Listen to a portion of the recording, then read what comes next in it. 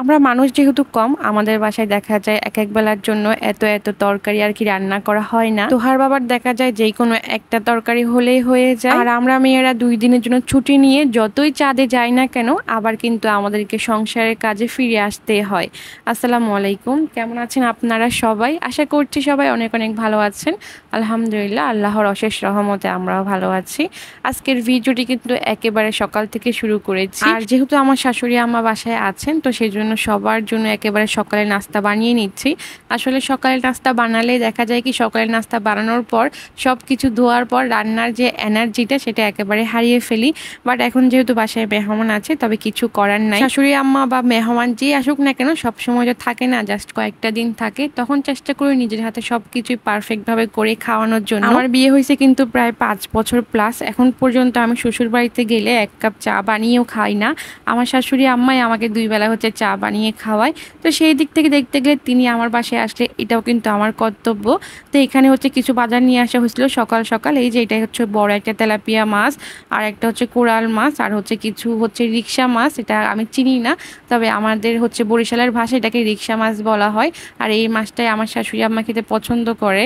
আমার শাশুড়ি আম্মা আবার অন্যান্য যে মাছ সেগুলো একেবারে খায় না। তিনি জাস্ট হাতে গোনা 2-1টা মাছই খেতে পছন্দ করে, যেমন হচ্ছে চিংড়ি মাছ আর হচ্ছে ইলিশ মাছ আর এই যে রিক্সা মাছ। এই 2-1টা মাছই তিনি খাবেন, তাছাড়া কিন্তু অন্য কোনো মাছই তিনি খায় না। তো তিনি যেমন যখন আসে ঠিক তেমনভাবেই কিন্তু আমাদেরকে বাজারটাও করতে হয়।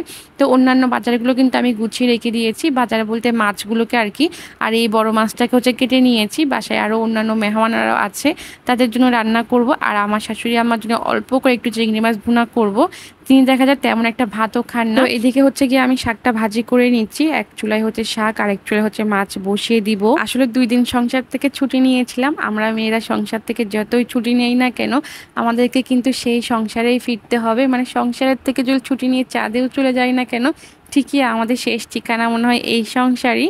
তো যাই হোক, এখন হচ্ছে মাছটা ভেজে নিব। আমাদের বাসায় দেখা যায় যেই কোনো মাছ হোক না কেন, সেটাকে হচ্ছে ভেজেই রান্না করা হয়। সেটা হালকা করে ভাজলেও ভাজতেই হবে। মাঝে মধ্যে দেখা যায় আমি একটু ফাঁকিবাজি মারি, সেটা শুধু রুই মাছের সময়। রুই মাছ রান্না করলে আমি একটু কাঁচা রান্না করি, তাছাড়া আর বাদ বাকি যে মাছগুলো আছে সবগুলোই আমাকে হচ্ছে ভেজে রান্না করতে হবে।